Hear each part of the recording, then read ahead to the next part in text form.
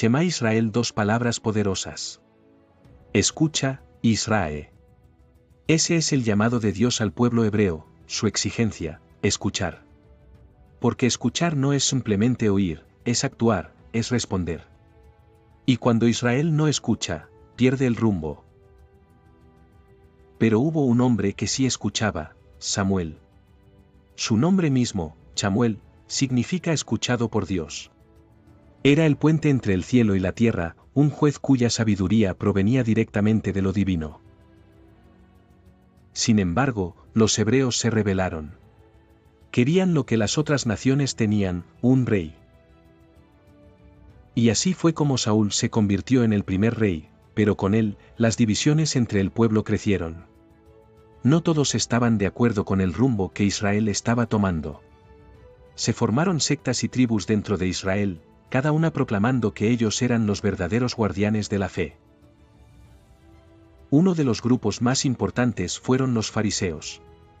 Fariseo significa separado, y ellos se consideraban los elegidos, los guardianes de la ley de Dios.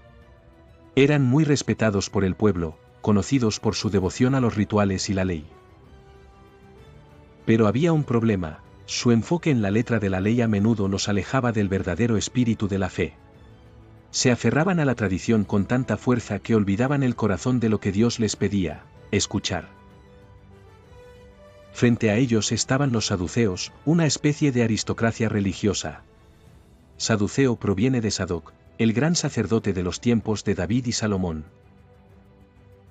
Los saduceos no solo eran ricos y poderosos, también eran los encargados del templo en Jerusalén. Pero no creían en la reencarnación, una creencia profundamente arraigada entre los hebreos, y esto los hizo impopulares entre aquellos que veneraban a los profetas, especialmente a Elías. Los saduceos solo buscaban el poder político y la estabilidad social, despreciando a cualquiera que no perteneciera a su círculo. Pero no todos en Israel estaban interesados en el poder o en los rituales. Un grupo especial vivía apartado del resto, dedicados al espíritu, la sanación y la pureza. Eran los esenios, cuyo nombre significa santos o totales. Los esenios no eran solo devotos, eran sanadores.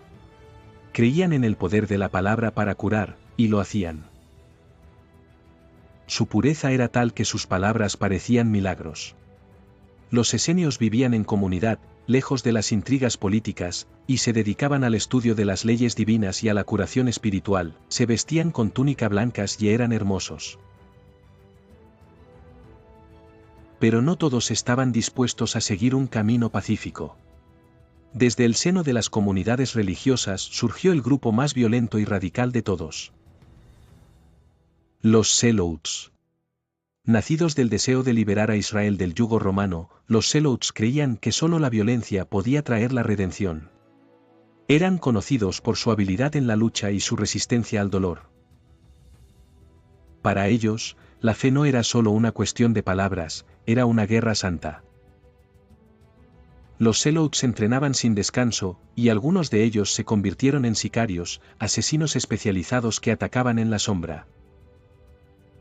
Sicario proviene de la palabra psique, una pequeña daga que los Zelotes usaban para acabar a sus enemigos de manera rápida y silenciosa. Los romanos les temían, y con razón. Los sicarios eran despiadados, y su objetivo no era solo derrotar a los romanos, sino infundir terror en sus corazones. Y aquí viene el giro inesperado, uno de los seguidores más cercanos de Jesús, Judas Iscariote, era un sicario. ¿Quién hubiera imaginado que entre los discípulos de Jesús habría un asesino entrenado para la violencia? Pero eso no es todo. Jesús mismo fue asociado con los Zelotes.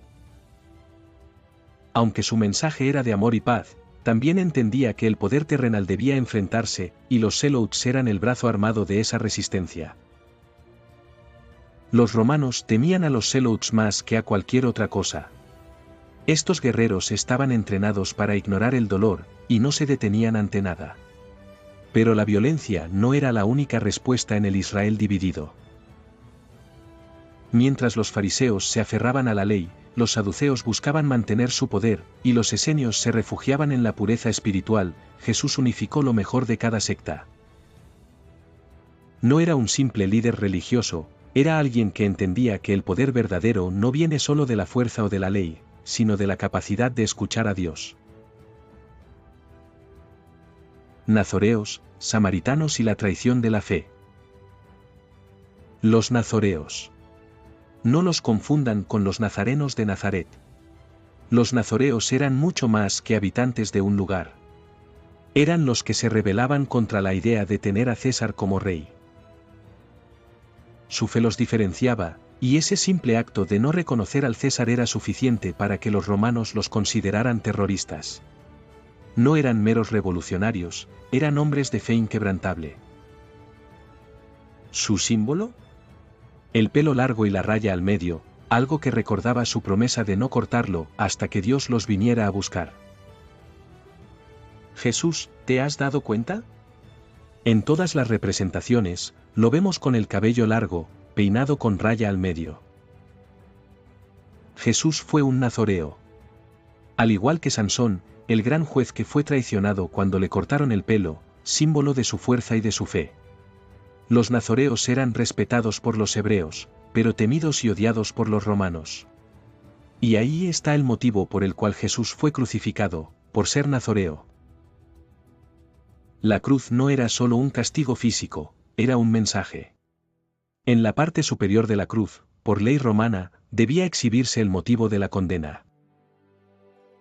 Para Jesús, no fue por los milagros que hizo ni por sus enseñanzas, sino por ser nazoreo y negarse a aceptar al César como rey. Para los romanos, ese rechazo era un acto de terrorismo. Pero los nazoreos no eran los únicos. Los fariseos también jugaban un papel crucial en esta historia. Fariseo significa separado, y ellos se veían como los verdaderos guardianes de la ley de Dios. Eran estrictos, apegados a las tradiciones, pero, en su afán de cumplir con cada regla, se olvidaban del espíritu de la ley. Eran respetados, sí, pero también criticados por ser rígidos y alejados de la humanidad. Jesús, en su misión, no solo rompía las tradiciones, sino que unificaba lo mejor de cada grupo. Era un nazoreo, pero también adoptó algunas costumbres de los esenios, como su túnica blanca. No bebía vino como los nazoreos, pero se lavaba como los esenios. No pertenecía a un solo grupo, porque Jesús era más grande que cualquier secta o tribu.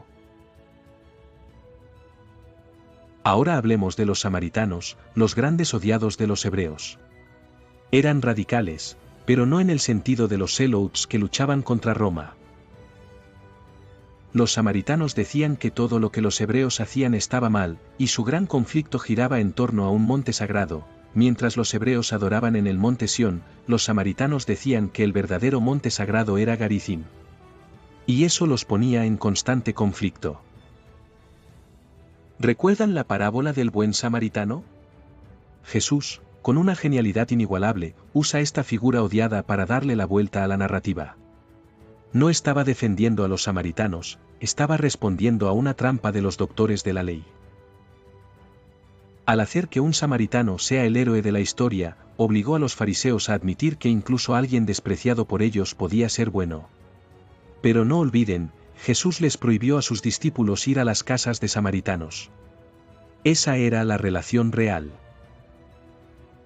Los samaritanos no solo eran odiados, también fueron traicionados. Y aquí es donde entra Pilatos, el hombre que en la Biblia parece resignarse y lavarse las manos. No era así. Pilatos era sanguinario, un representante implacable de Roma.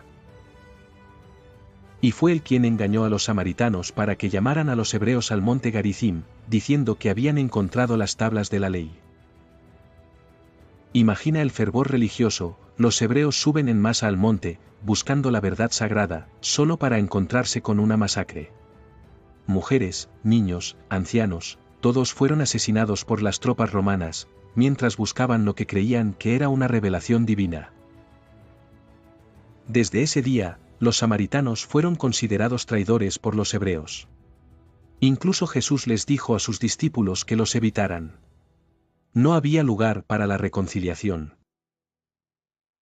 Y luego tenemos a Pilatos. En la Biblia, parece un hombre atrapado entre la espada y la pared, pero en realidad, era parte de la maquinaria más brutal del Imperio Romano. Los romanos eran implacables, y Pilatos no fue la excepción. Su traición a los samaritanos fue solo un ejemplo de lo que Roma era capaz de hacer. ¿Y nosotros? Los gentiles. ¿Sabes lo que significa gentil? Literalmente, la gente. Para los hebreos, nosotros éramos los extraños, los que no pertenecían. Y a los gentiles, Jesús también les prohibió enseñarles al principio. Fue después, cuando su misión se expandió, que se abrieron las puertas a todos. Si te intrigan estos secretos y quieres conocer más, suscríbete y sigue esta serie.